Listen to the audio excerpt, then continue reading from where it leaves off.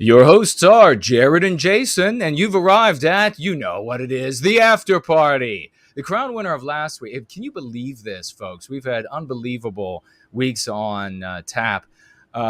First place goes to Dude Bro Moment, financially gifting $150. God bless you. What splendid princely munificence. $150 and some more munificence from No White Guilt Clips, financially gifting in second place. Can you believe second place? $50. I salute you both. Thank you so very much. Entropy will be up and running in a moment. Of course, you all know 15% a cost to you when you financially gift there. 15% a cost to you when you financially gift over on Odyssey. And then no cost to you when you financially gift on Cash App. The URLs for all of those are in the description below. And as you know, here on the after party, financial gifts are split between Jared and myself and our guests. Today we have on, you can see him on the screen. You should know him well. If you don't, I'm taking my belt off. It's Brant Danger of School of the West and other white positive activism. He is on tap with us today. Brant, will you please tell folks who may not know who you are, what you do, who you are, where they can find you, and then the most esteemed Mr. George will bring us into the start of this conversation. My name is Brant. I like long walks on the beach, butterflies, and puppy dogs. I'm sorry, that's the wrong one. I am the founder for the School of the West website. That's schoolofthewest.world. And what we do there is we bring in information that students would not normally get in public education. And specifically, there is material on there for the white well-being, the psychological white well-being of children of Western kind. All right. Well, Brant has been on a few times before. As Jason said, hopefully anyone who's been with us for a little bit knows who he is. School of the West is one of the most, there's amazing projects, and with what everyone's doing, you can't say one's better than the other. There's different avenues everyone has to take. But School of the West is up there as A-list, one of the most ambitious and also practical and consequential projects. So Brant has given us an outline of a lot of the developments that have gone on since he's been teaching more regularly online, and it's been expanding. So we are just really excited to give you the floor, and we'll pepper in some questions along the way. And everyone in the chat, please, we'll keep an eye on it. But Brant, just take it away. Just give us the big update. Okay. I'll start with a little bit of what's new on the website. On the homepage, there's a new section for physical health, health and fitness and health, however you want to call it. There's a couple of sections on there. So we have Fit and Healthy at Any Age. He's put together an introductory video on there about 10 healthy habits. So it's an introduction for people that aren't used to taking care of themselves yet, how to get into that. And then we also have an EMT that is now on our School of the West team. And he put together an amazing detailed series on anatomy and physiology. It's basically like a advanced high school university prep course for people who want to know more about this information and possibly go into work as an EMT, a nurse, or a doctor. So it's extremely informative. We also have another. Well, let me jump in really quick, if I could, Brant. Just Fit and Healthy at Any Age knows his stuff, ladies. I can vouch for that. He knows his stuff.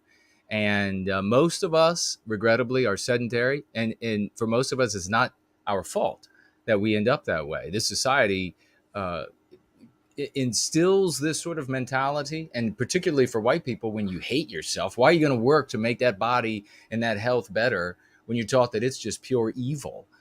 So, Brant, if there's something from what Fit and Healthy at Any Age has shared there that you might like to share with the folks, that would be great. So if you're out there and you're wondering, how can I get off the couch? What are some of the things I can get started with? Don't wait, don't hesitate, and educate your children. That's what this is all about, Brant. Okay. Well, a couple of the basic things that he talks about is you need to get some sort of exercise every day. If you sit down all the time, it's bad for your body in a lot of different ways. So you can go walking, you can go gardening, you can garden if that's all that you can do. If there's a sport that you're interested in, play that sport. You need to get enough sleep. You need to drink enough water. He also talks about different types of foods to eat. And then also you've got to have a time during the day where you eliminate stress. Now, what people may not realize about when you're meditating, you can sit down in the traditional Buddhist style if you're going to meditate that way, or if you're doing something that you really, really like, you're also meditating when you're doing that. Okay. Right. If you're collecting stamps, or you're at a batting cage, or if you're running 10 miles or whatever it is, when you get into a meditation mode, you're getting rid of some of your stress. So it's just these basic fundamental things that we should observe as humans to become more healthy. So when he's talking about healthy, he's talking about both physical health and mental health, because you need to have both, keeping that in balance. Precisely. That's fantastic. Please continue. It was cool. Yeah, it was cool hearing about the EMT thing and showing that you're expanding to different modes of education for different ages. Right. Well, as people join the unofficial team, they're going to have specific interests and talents that are going to lend themselves, or that knowledge is going to lend itself to different age groups. Some of it will be for youngsters. Some of it will be older kids. Sometimes it's going to be on that edge between adult and university student. And whatever information they're willing to bring along, I'd like to have, because if information is being put out there for youngsters, the parents are seeing that as well. And if parents see something, or older kids see something that they think is valuable, they're going to share that with their younger siblings or their offspring. On that note, just quickly, is there anything that is able to be designed so that an older sibling could do the lesson with the younger sibling, and thus reinforcing it for the older sibling, of course, because I'm sure you know better than any of us that when you teach something, that's the best way to learn it. Yeah, that can be designed. So depending upon how each person wants to present the material, it might come across as something that has an assessment at the end of it, a worksheet, a test, a quiz, or something like that. Now, if we do something like that, if I get a request from people to set something up so that it can be learned by an older sibling and then represented to a younger sibling, I can do that, and that's going to require assessments that are written at the younger sibling level. So it becomes more complicated, but all of this is doable. So some of the stuff on the website is, okay, here's a lesson, and then here's the worksheet, and here's the right answers, and you need to do this. And some of the other stuff is, I'm just sitting and watching, and maybe I'm enjoying it, maybe I'm taking notes, maybe I'm just watching it because it's interesting, and I'm kind of learning passively. So there's kind of a smidgen of all sorts of things on the website right now. Over time, some of that is going to get tightened down, so it's set up more like formal classes. That just takes a really long time. It takes tons and tons of man hours to do that. And over the past 9 months or so, most of my attention has been spent on teaching live lessons. So I haven't been doing all that back end work like I did during the first year. Yeah. So I'm going to have a little bit more time to work on that now. What was that experience like? Yeah, I think we spoke to you more when you were just wrapping up, but all these months actually teaching now, and how has it given you great question feedback in terms of the direction you have now going forward? The feedback is very positive from the parents. I think that people they're very excited about this type of material being available for kids, because they either know specifically that type of material should be taught, or they know that there's something really, really wrong, and they don't want their kids exposed to what's in public schools, but they don't know where to get this material, given to their kids, presented to their kids. So when they see what the School of the West is about, that's very exciting for them. It's almost like it's too good to be true that this stuff is actually there. Someone actually, or a team of people actually took the time to curate this material and then put it together in lesson format and then give it to the kids.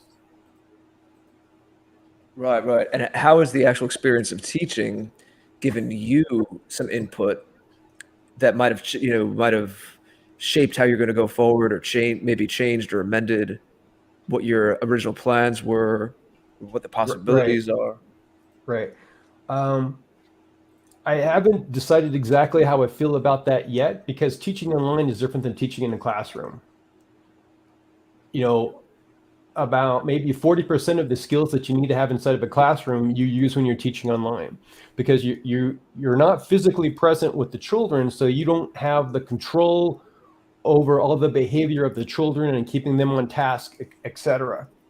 However, if you present material which is entertaining or engaging, they're going to be engaged with that anyway. Part of it has to do with the engagement of the parents outside of class. And that has to do with getting material to them beforehand. Right. Now, in this beta version of doing these white wellbeing classes, I didn't always have all the work together in a written format that I could give to the parents. Sometimes I did, sometimes I didn't.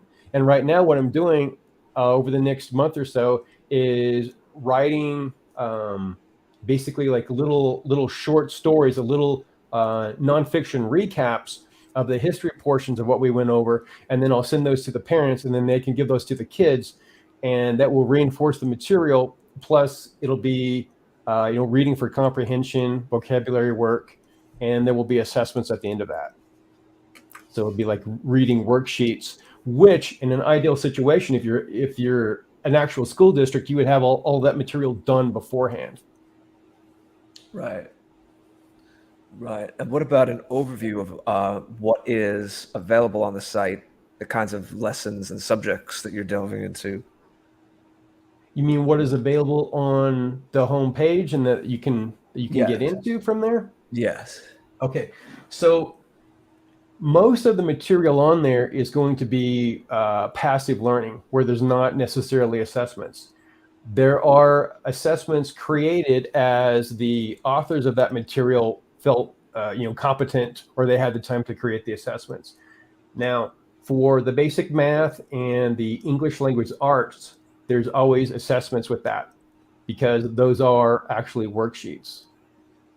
Now, let's see here. History and culture. For the history and culture, I don't think there's any assessments on that yet. The science is mostly passive learning, but there are some online assessments with some of that, which is online quizzes. Of course, for the art, those are just art projects, so there's not assessments there. And let's see. Will there be any kind of art history? There will be eventually some art history as well, but the art history is going to be tied up in art history. So some of that might go into art, or it might go into the history and culture section, or it might go into both of those, because there's going to be a lot of overlap with some of the material as it comes out later on. Now, yeah, I remember that, especially in high school. That was, I don't know if either of you feel this way, but some of the most enjoyable memories I could think of back to school is when there was that overlap between different classes, as things were kind of syncing up, and it could be very stimulating when you were doing similar time periods. And I think my school was pretty good about trying to time some of that with, especially between English and history, go along similar timelines. And so we'd be reading literature from the era that we're learning about in history, and there was a ping pong between the two subjects. Well, Jared, if you had that in a school, that means that the teachers were working well together, because normally in middle school and high school, the different departments, they don't have any overlap between them. So they might be on completely different timelines. So that shows that you had some competent teachers if they were doing that. And I think that is the best way to learn. That's more holistic, and that reflects reality. Because as we go through our lives, we don't just like, okay, I'm going to work on a math problem right now just because I love math, and it has nothing to do with doing my taxes or how much gas I have to buy or anything else. Everything is linked to everything else. That's the classic complaint that kids have. I'm sure you know, and I think we've all been there. And I appreciate that. You know, I like that word holistic. But the complaint that kids often have is, what am I going to use this for once I leave? They don't.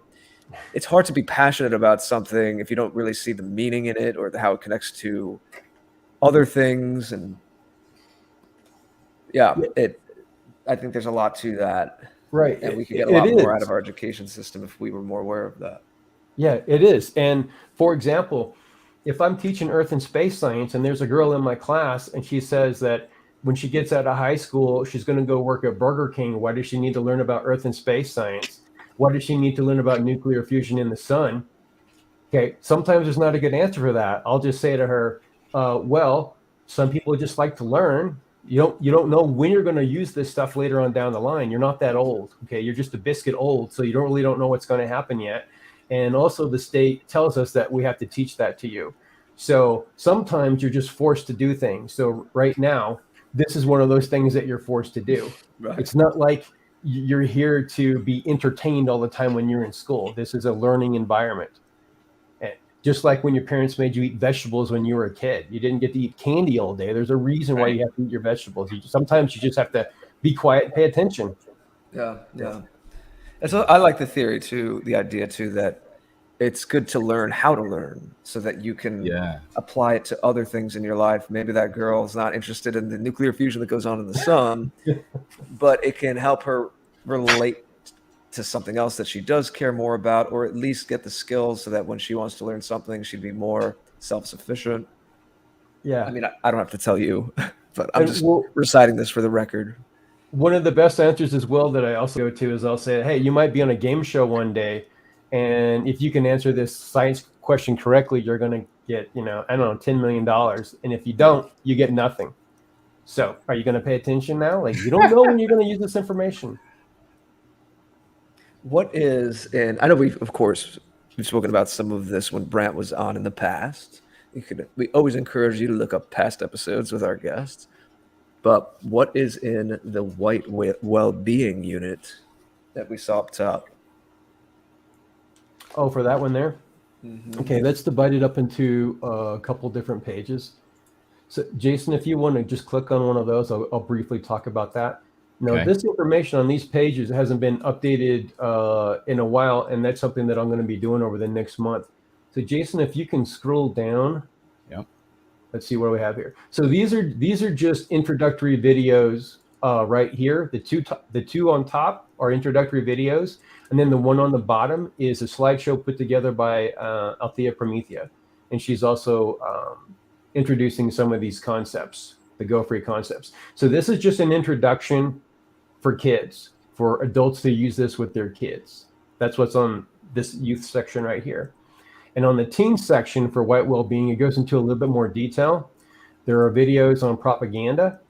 And then also after that, there's videos on looking at anti-white propaganda within movies. There's some that Devin Stack did. And then there's one that I put in the one that Jason did on the Northman as well.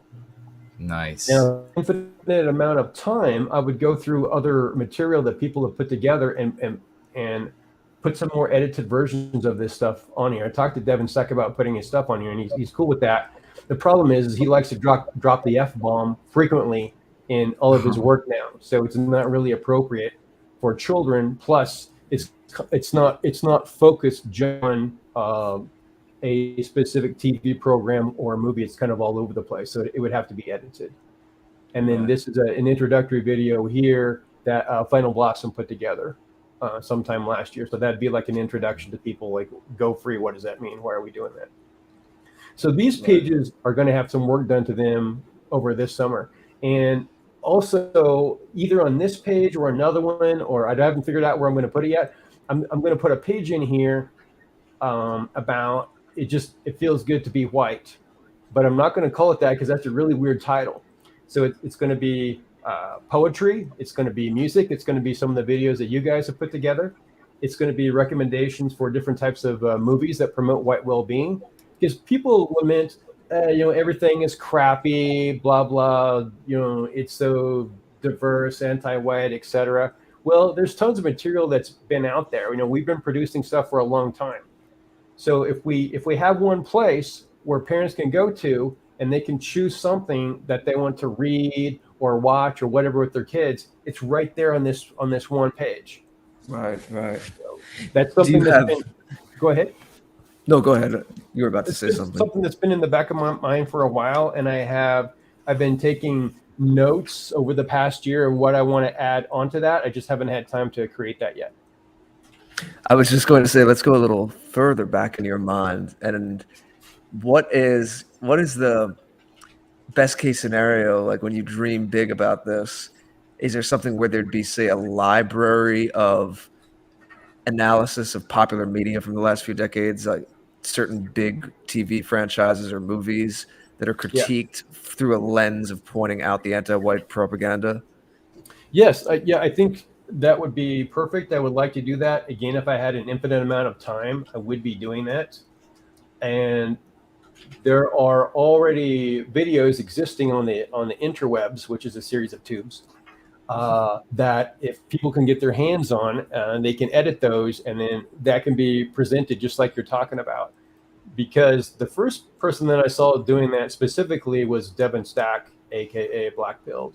So he did that with movies, and then he branched off and did that with a lot of television programs, especially programs from a little bit from 1970s, 1980s, 1990s, showing us how this anti-white propaganda was leaking into these programs that were so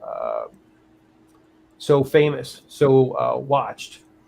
And a lot of times what would happen was you wouldn't be seeing this anti-white theme in the show. People would get hooked, a lot of viewership, and then they do this thing where it's a special 2-hour episode of Family Ties, or whatever, leave it to Beaver redone, and they have to fight against the evil racists move in across the street. Oh my, what's going to happen with that? We've all got to hold hands and come together and fight against this.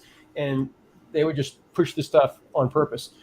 So what Blackpill did was go through these things and analyze them in much the same vein that Jason does when he reviews something.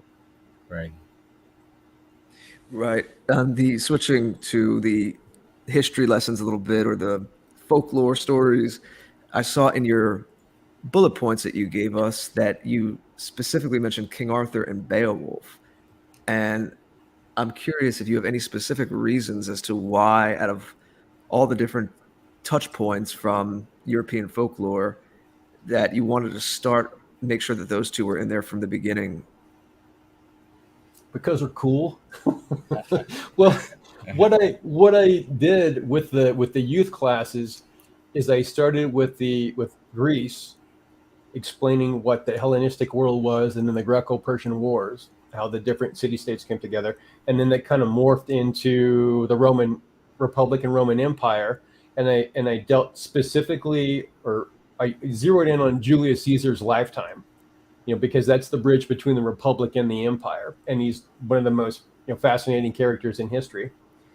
And I wanted to keep going past the fall of the Roman Empire, and I thought, well, what are some major points that I can use to teach with, and they're also interesting. They would also be engaging for students, which were most of them were boys, like boys between the ages of like 3 and 10 was my audience for this. Mm-hmm. And I was impressed when I was in school with the story of Beowulf, because I had a good copy of that, and then L'Amour d'Arthur. I remember reading that. After I read L'Amour d'Arthur the first time, I probably read it like a couple more times right after that, because I love those stories. Mm-hmm. So I know what engages boys. So that's why I introduce those stories. And when you introduce a story that has a historical context to it, you're talking about people who live in a specific geographic area in a specific time. They have a specific technology. Their society is structured a certain way. They're going to have a certain language. You might be able to show them the alphabet or the runes if they're using runes. And then also what I think is important is these stories show the difference between men and women. they show, quote, what a real man would do, or what a man with courage would do, or, people who are sacrificing themselves for others, or people who are carrying out a duty, people who are scared to do something and they get it done anyway. So not only are they set in a historical context and they're interesting, but the main characters serve as role models for the students. Right. Perfect. Awesome. And also, I mean, you could expand on Beowulf's history in the English language being the earliest written document that we have in, well, what was it at that point? Middle English? Or was it still Old English that it was written in? I recall it being described as Middle English, but I'm not an expert. Yeah, I mean, it was obviously what we have is still based on something even older. But I do remember that opening up English class for me in high school, which was pretty cool. It's like, yeah, I think it's cool too, and it's unrecognizable whether they call it Old English or Middle English. Yes, yeah. I remember having to take a look at some of it. What about I'm seeing too that you have foundations of the English-speaking diaspora, the Anglophone world, like our own United States, and then Australia, New Zealand, South Africa, Rhodesia. Any common theme that you hit on amongst all of those to kind of counter the mainstream anti-white narrative and how kids are presented that right now?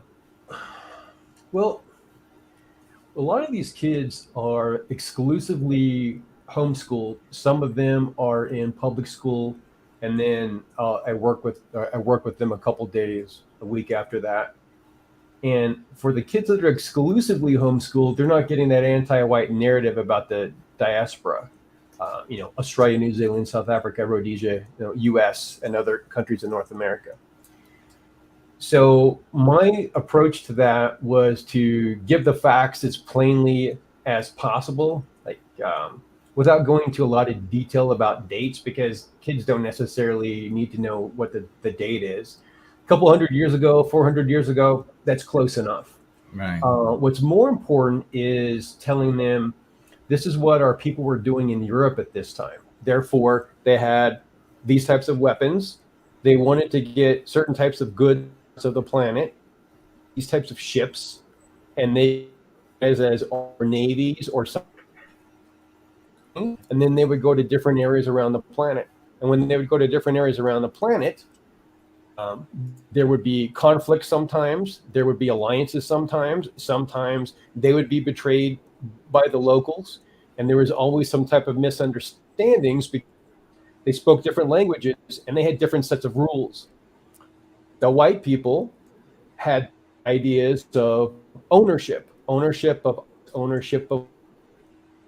you pay or barter for things, and then you own, where the people, bits of land, the Khoi, South Africa, or Maori in New Zealand, or you have some Indians in Australia, you have American Indians in the U.S.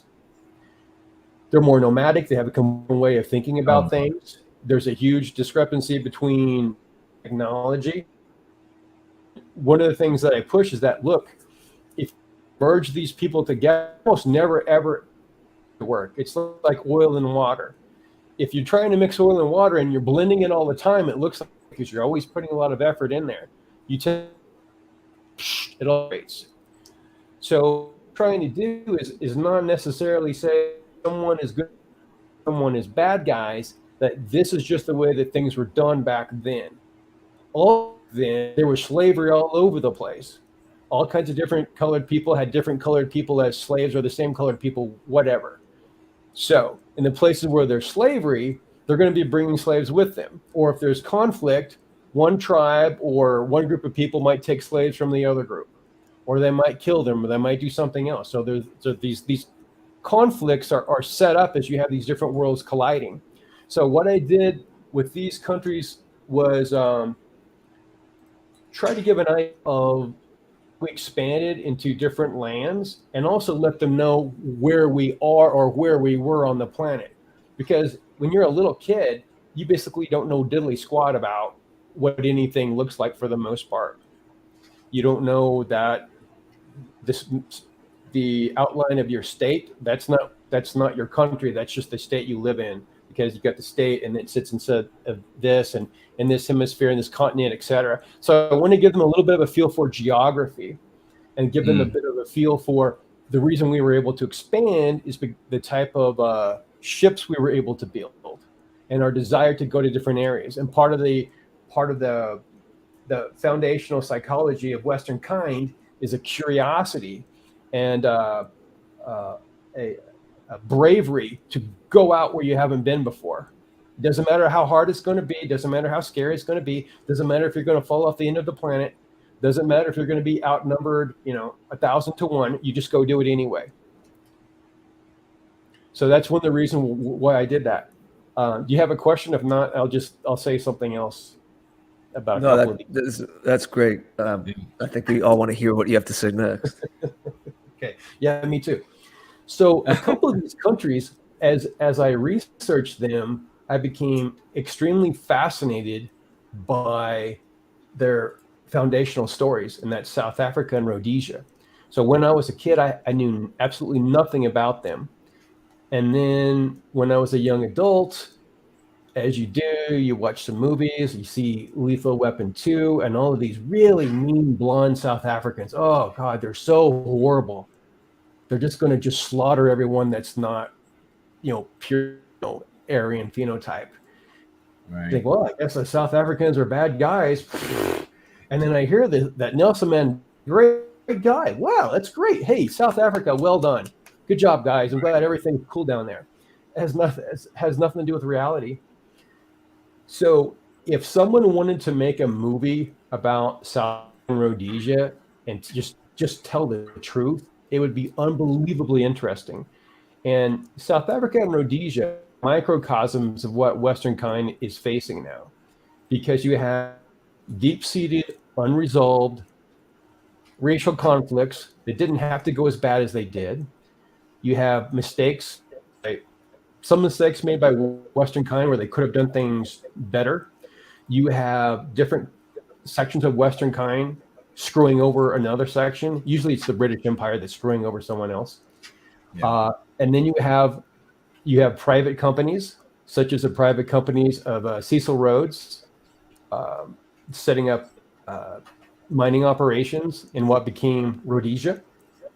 And in the country of Rhodesia, you have in about 70 years, this first world nation built by Western kind. Boom! You have Africa, and then 70 years later, you have this first world nation.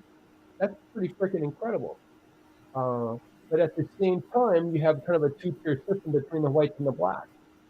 With the Rhodesian army, you would think, oh, it's just a bunch of whites that are oppressing the blacks. Well, the blacks outnumbered the whites in the Rhodesian army, or the Rhodesian armed forces, 7-1. So it's not like they had a horrible life. But over time, some of them looked around and said, well, we used to be running around with some spears, some basic implements. We lived in mud huts. Some of us had cattle. But now, there's all of these objects, there's all of these things to have. And this white guy over here got a bigger house, and he also has a car. And this one has this thing, and this one has this thing. And I want to have those things now.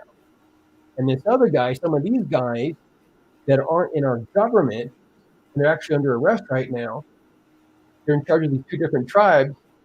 They say to us, if we rise up and we take over this country, we kill the whites or whatever, we torture them, we kill some of the blacks and don't go along with this, we're going to get all of this stuff. We get to have everything. So let's go do that. So it's extremely complex. The thing that was most interesting about Rhodesia is that as I saw the documentaries and I listened to the patriotic songs that were done, and I watched the speeches from Ian Smith, who was the prime minister,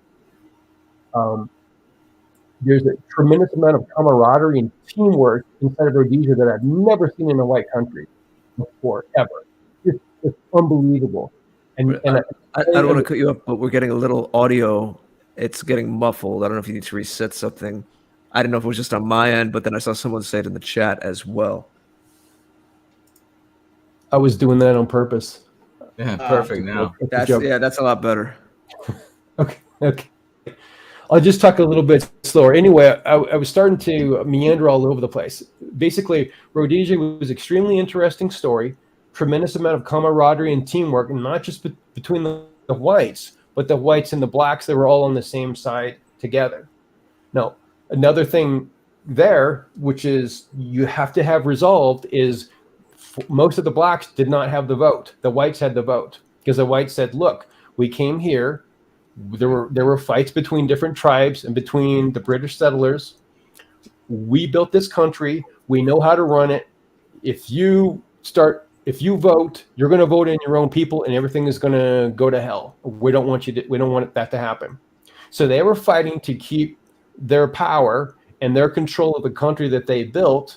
Some of the blacks were okay with it. Some of the blacks were not okay with it.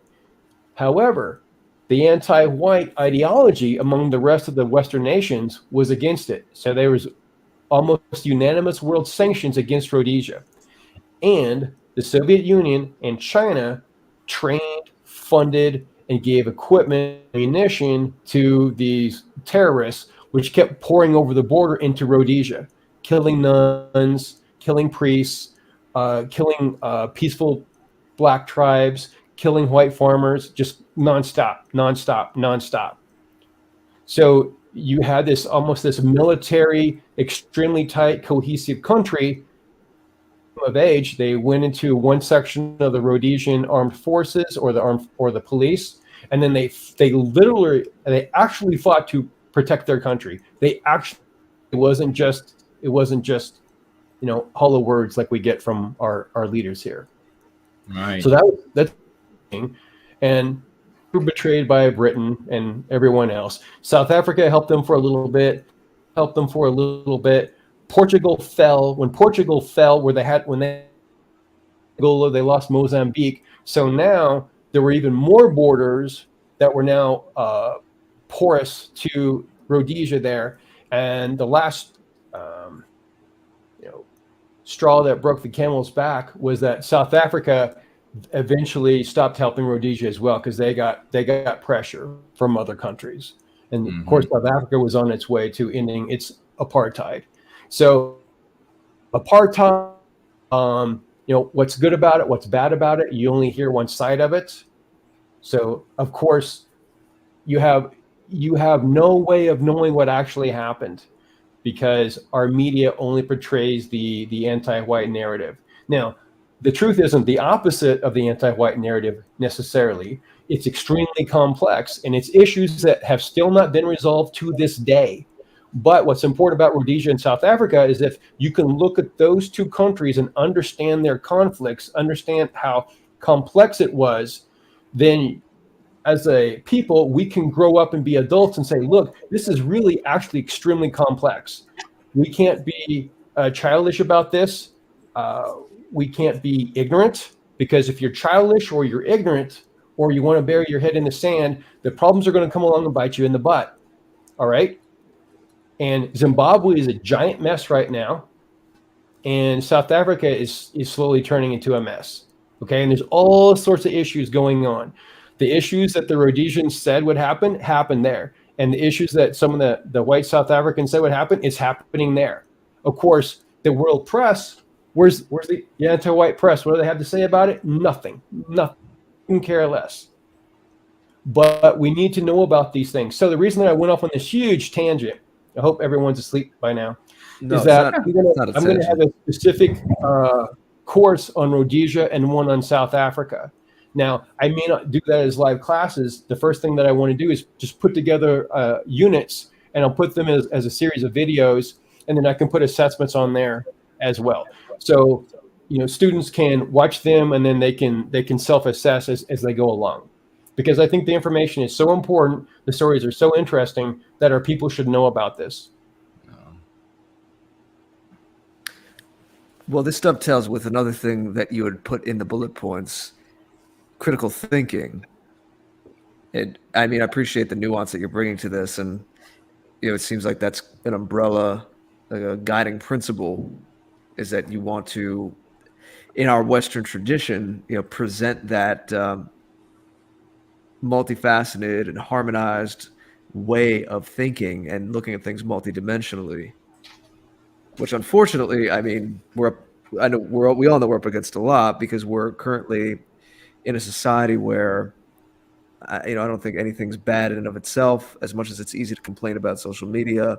There's a lot of amazing things about social media, but it still tends to this lowest common denominator type of thing where there's not any kind of real discourse. And it's sometimes I think about, and I'm curious if you guys do as well, where that noble Western strain of that healthy debate and really picking things apart in the way that needs to be, like you're saying, Brant, in an adult way, what that's going to look like, or what path, like what's the outlet for it, like water seeking the path of least resistance in this day and age of sound bites and memes. Well, I think that it's got to be developed somewhere. We have to have our own little bubble where that starts, and then that can grow. So it could start on a website like that. It can start with people that are content creators, and they have people on specifically to address issues in an adult and sober format. There's not very much out there because it's not sexy and attractive to people. Let's talk about the actual facts and talk about this like adults. No, I don't want to do that. That's not cool. I want to insult people, and I want to use, slang language, and I want to see the blood sports, and all this goofy nonsense. So it takes a certain amount of maturity, and it takes a desire to seek the truth, and it takes like a wisdom to understand that moving towards a sober discussion is the only way that you can get clarity eventually on what you want to do, on what is the best course of action, how do we actually understand a historical event. Okay, so for example, with Rhodesia again, if the whites only have the vote, they're going to be able to maintain Rhodesia, that high standard of living for everyone that they have, no problem. Okay, all right. But I think to myself, okay, what if I'm a Matabele tribesman, all right, and my ancestors have lived in this part of Africa for a long time, and now there's white people here. Well, this is my land. Why are they here? And they built this country, or maybe I'm going to pretend that I built it too, and I don't get to vote. Well, I'm pissed off about that. Well, it's not fair to that black person. It's also not fair to a white person who's built Rhodesia. So there's two people right next to each other. It's not fair. If we ignore that problem, it's going to fester. It always festers. Okay.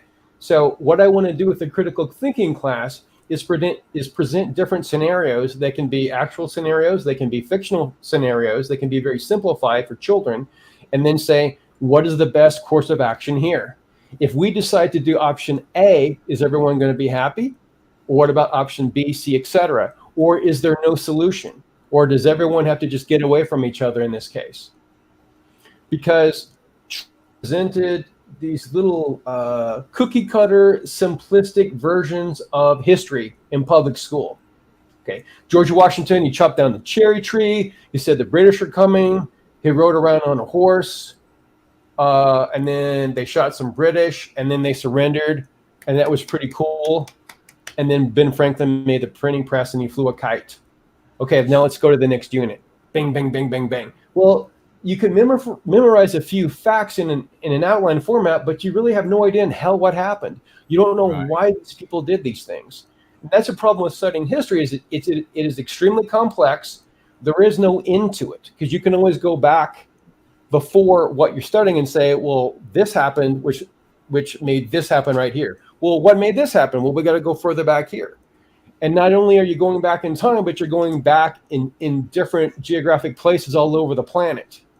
So it takes, if you want to be serious about studying history, cause and effect, it takes a long time to set that up. And it takes people that are serious about it to put it together. Which is what you're doing. Yeah. That's right. Oh, again, it speaks to listening to this, everybody, the ambition of this. It's quite remarkable, the kind of thing that you're doing. Anything else you want to share before we get to maybe some chat questions about just what you want people to know, any news or things to look forward to in the near future? Well, there are the memberships right now for the summertime are closed. Membership basically means you sign up and then you can take part in online classes. So those won't open up again until next fall. I don't know what my schedule will be for that yet. If I don't offer live classes, then like I said, there will at least be some series that people can go through on their own and learn that way. If I have just a tiny bit of time and people really want some help, like one-on-one tutoring, I might be open to that, maybe not. I don't know. So I don't know what my schedule will be yet. The school is going to keep becoming more robust as we go along, slightly more organized. It's not anywhere near the amount of organization. It doesn't have anywhere near the amount of organization that I want to have in it yet. Because if a parent wants to homeschool and they go to the site, well, there's kind of just stuff all over the place. Like, I'm not sure what to do. For some people, that might be okay. For me, if I was a parent and I saw that, I'd think, well, I can use this a little bit, but I need to use a lot of other sites as well. And I also need to go to my state Department of Education to see what the standards are so I can follow along. So there's a lot of work along those lines that I want to fill the site in with. It just hasn't got done yet, and I'm working with other people on that.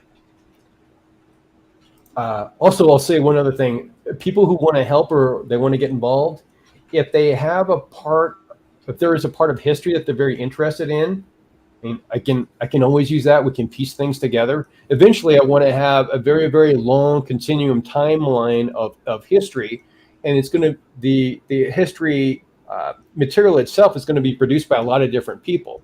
So it's going to be a bit different, but at least they can go to different timelines or different events, and it'll be sliced up, and they can learn about that one way or another. And it's not going to be presented in the anti-white narrative, which is the best thing about it. So yeah, go ahead. I was just saying yes. Okay. Yes. So yes, cheering you on. There's history. Look at that baby. That's right, the baby. That's a useful meme. Yeah. So there's history, and if people want to create any type of art projects, it doesn't have to necessarily be white well-being art project. It can just be about anything. I can use that. And the other section where I have some people working on some things will be the self-reliance section that I haven't put on the main page yet. So baking or farming or repairing stuff or doing things around the house, or I don't know, raising some chickens, or how to tie a knot, or fishing, that type of stuff. Just basic skills that make your life better, make you more self-reliant as a person. I'm going to be making or putting together a section on that. There's a lot of stuff online. Like if you want to change the alternator on your, 2014 Chevy Cavalier, you can look that up and get in there and change an alternator. But if people want to do anything along those lines, I can put that on there. And people don't have to necessarily know how to edit stuff. You can film yourself making something. Like I have someone who's working on knitting, showing how to start knitting and do different knitting projects. It can just be a video of that.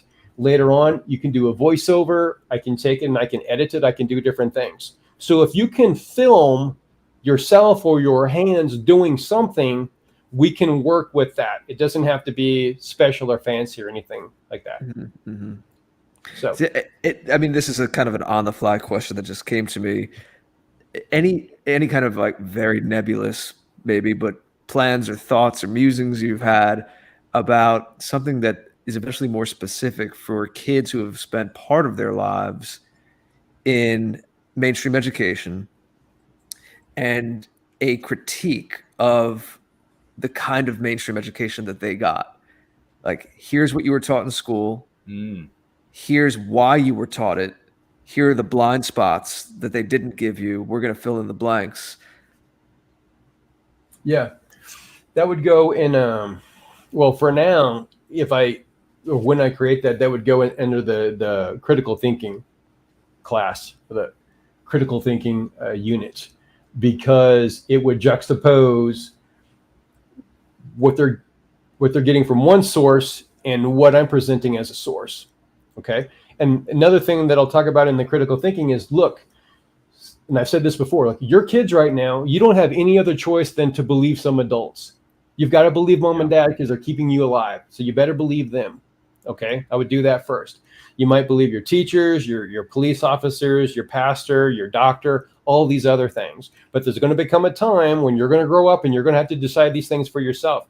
You're going to have to decide, were these people telling me the truth or not? Even the things that I say. If I say things and you believe it, that's great. It doesn't mean that you have to believe it forever. Go and research this for yourself. But if I say this to the kids, I have to teach them, well, how can you research things? What is a primary source? What is a secondary source? What is hearsay? How do we know what happened in the past? How close can we get to what happened in the past? Because we don't know 100% what happened in the past, because we're not living back there. We don't have time machines.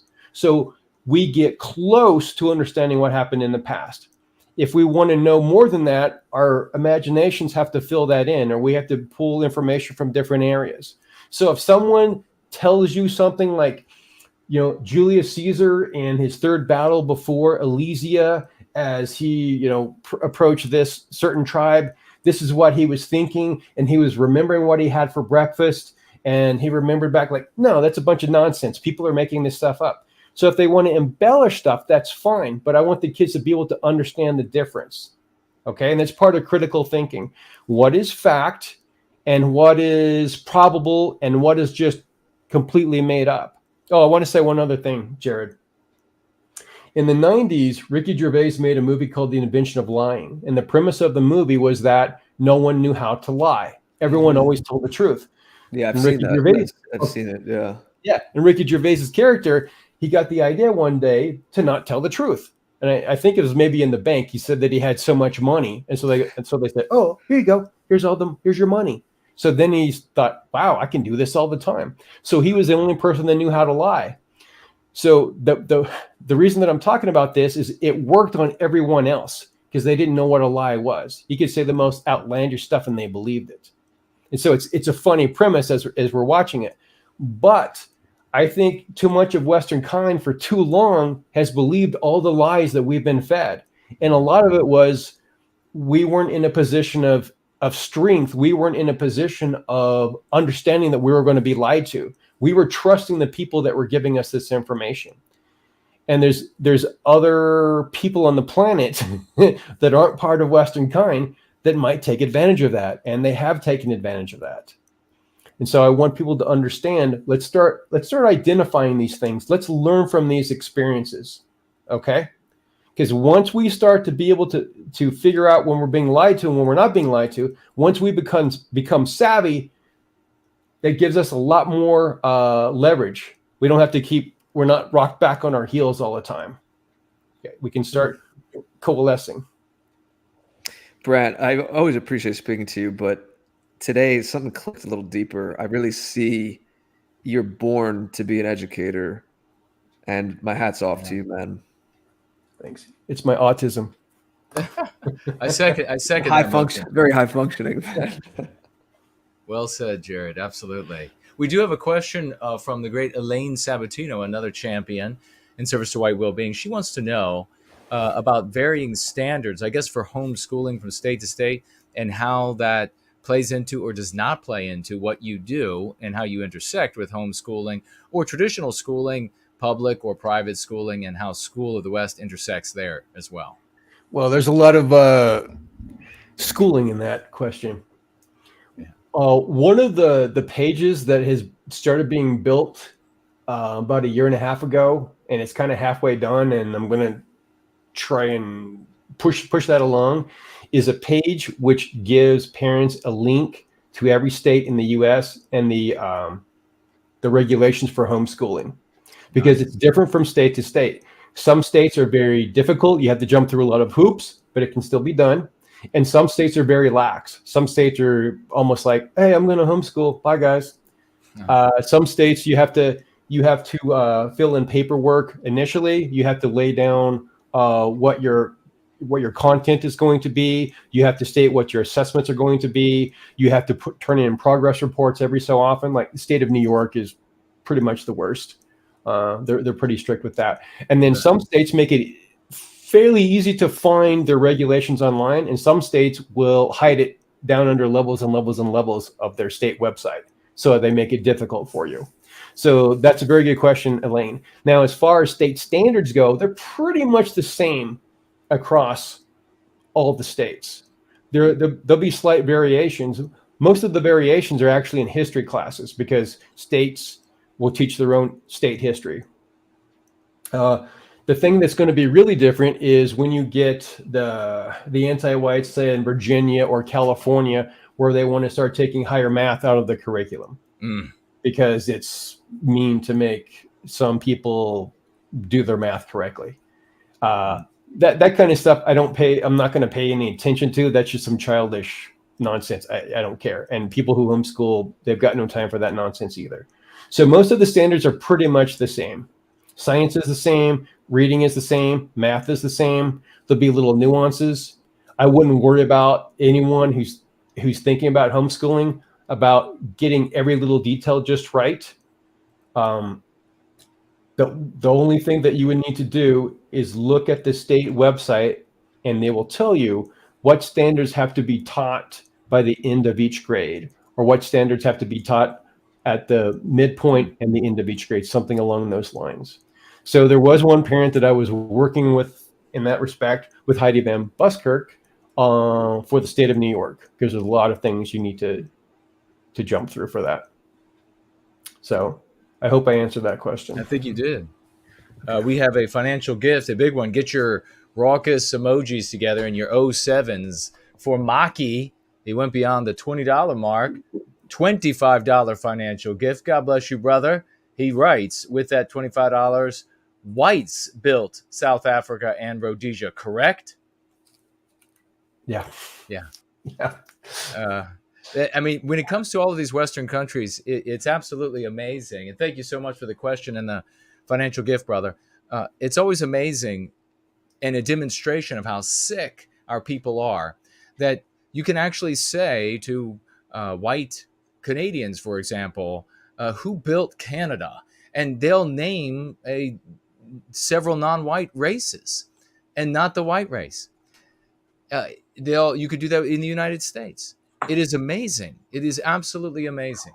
We have the great, keep the raucous emojis, please, folks, and the 07s saluting No White Guild Clips, a true champion among champions. $30 financial gift over here on Cash App as well. $30. And he writes, Brant answered the question I had. Thanks, brother. We appreciate that. But we're getting close to tapping out, and it looks like we're blank over on Entropy and Odyssey. So I really quickly want to ask Brant about this, what he wants to say about Tragedy of America. And with that, his final thoughts, and then where folks can find him and where they can help. I want to throw this in there too, that if adults would like to, adults in the white positive adults, folks who are going free, would like to participate in one of your classes in order to give feedback, can they do that, and how would they do that? Floor is yours. Yeah. Well, when I was doing the online classes, there's a secure way that I would send the link for each class right before the class would start. So it was my assumption that either you're going to have some parents there, or they're going to be listening, or they can even log in. Like if they're at work, sometimes I'll have some parents, they'll log in at work and they'll be in class for a little bit. Cool. You know, they can just listen in or they can participate. And I tell parents at the beginning, it would be better if you do participate. Now, sometimes parents will do this because they're really busy, just like in public school.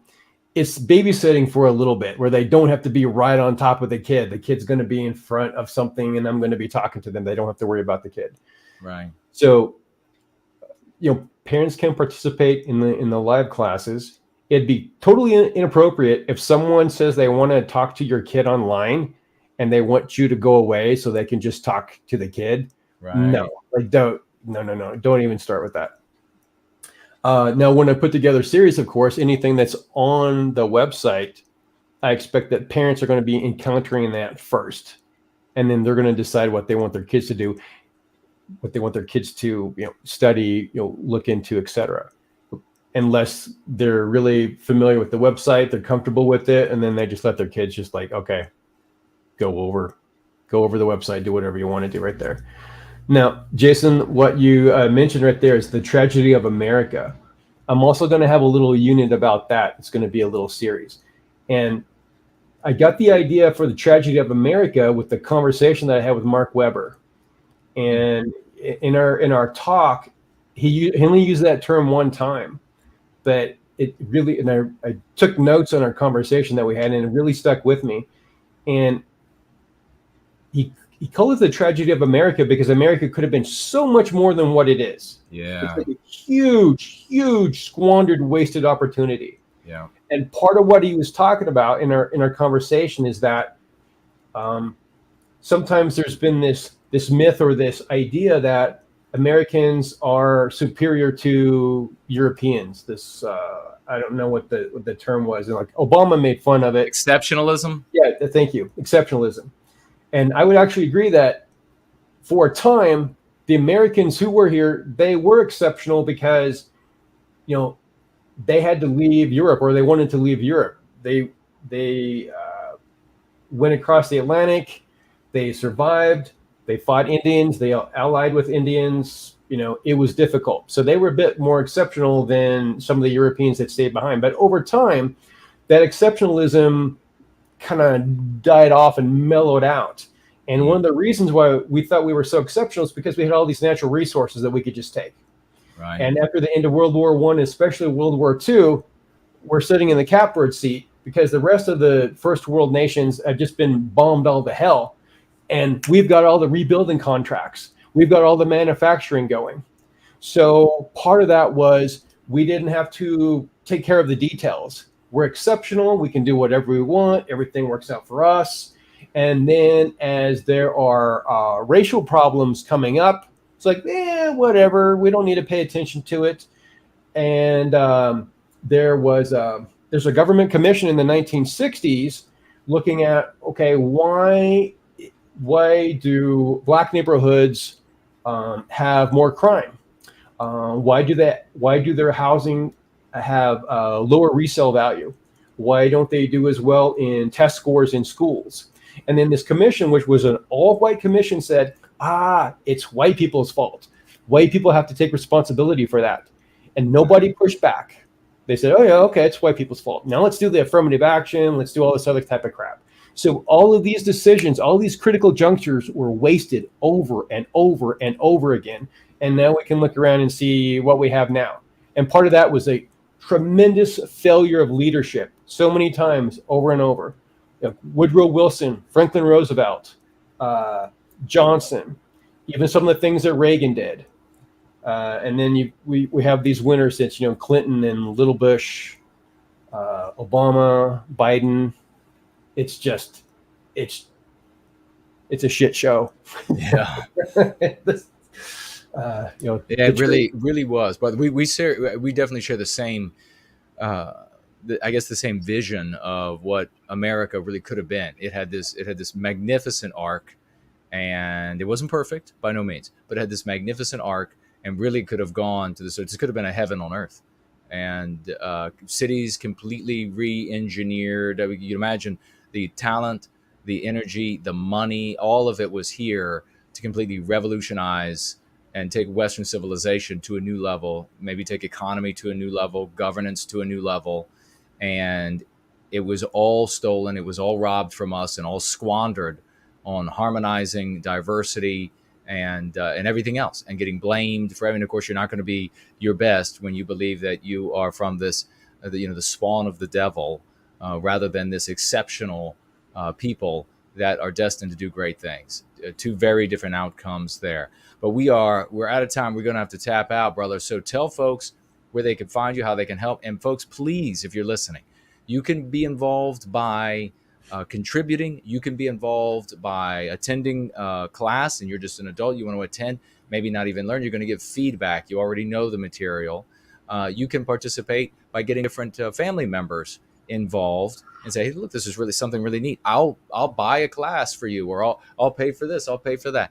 Get involved because we need this to grow. This is real. This is legit. This is about our people. This is, if you were to read about another group of people that suddenly really started to crystallize around an idea of who they were, you'd be reading about schools they set up. And then you would be complaining about how, well, they get to set up schools. Well, you got a school. You got a school right here. You got to participate. Where can they find you? How can they help? Okay. A couple ways. You can find me on Gab at Brant Danger, code name. Also, at the bottom of every page on the website, there is the email contact@schoolofthewest.world, and I can respond to you there. Fantastic. Well, it's been, I share the enthusiasm. Mr. George and I are very even more enthusiastic than we have been, and it's been something special. And we're so happy to have you here. We'll have you back more often, and we want more folks to hear from you. Mr. George, your final thoughts and where folks can find you. Excuse me. I just said I, again, appreciate, Brant, the ambition and the resources that you're giving to families. And yeah, we look forward to hearing more. As Jason was just saying, everyone, please go check out what Brant is doing. I'm on thegreatorder.com. I'm a mere minstrel, a troubadour. And Jason and I have the afterparty.tv, which catalogs this show and the Going Free shows as well. As I said, Brant's been on before. So like anyone, you can type in his name or you can type in a topic and see what comes up from the previous episodes. Yes, precisely, folks. It's a marvelous site. Share it. Bookmark it, theafterparty.tv. Share it widely. We're growing this community, and it's going to require effort from every single one of us. We're all going to pick up a part of the reins, and we're going to pull the sled of the community up the mountain. And it's going to require every single one of us. Everybody is special here. We have one final financial gift. It's from another one of our true shining lights, the great Sloths, financially gifting $2 with, for me, what is a bit of a cryptic message. He says, for that slacker. Which slacker? I'm not sure, but that's me. That's me. Oh, okay, because you're the slacker. Okay. It's being ironic. Yes. Well, thank you so much, Sloths. No White Guilt Clips, Maki, and thanks to everybody who participated in the live chat and everybody who will be showing up here for the first time, watching in replay. Don't be afraid to speak up. We won't bite. We want to educate. We want you all to go far. We want you all to be clean. We want you all to be in a position where we can redeem you to who you really are and those lurking potentials that are inside of you. It's there. Make sure that if you have an opportunity to get in front of your children, your nieces, nephews, grandchildren, you have an opportunity to get in front of them and prevent some of this poisoning that they are getting right now every day of their lives. You can do that in a big way by getting them involved in School of the West. 3 more final thoughts Tuesday. Tomorrow, 7 p.m. is Jason Goes Political, my political show. Be there, and we're going to be having fun. The next thing is, if you heard anything over the course of this tap that contradicts something you have learned on CNN, MSNBC, or the government school system, then it obviously is false. So just ignore all of that, whatever that was. And the last thing, the very pertinent right now, is that the one and only For Null, I just threw his link into the live stream. He's live right now. He just went live, and he'll be going for the next several hours playing awesome music. He'll be popping in and out. He has magnificent visuals up there. Share that URL. Go over there, sub to him. Share that URL wide and far, and be a part of the conversation over there. People are just relaxing, having fun, talking about things going on in their lives. And other than that, it has been another marvelous TAP episode. We always look forward and very excited to these episodes, especially when we have heroes like Brant Danger on to join us. But for me and Mr. George, we look forward to seeing you all again next time.